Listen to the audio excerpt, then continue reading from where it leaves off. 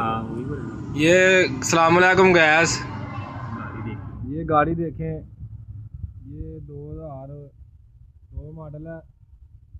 ये भाई इसको तैयार कराने आए हमारी शॉप पे।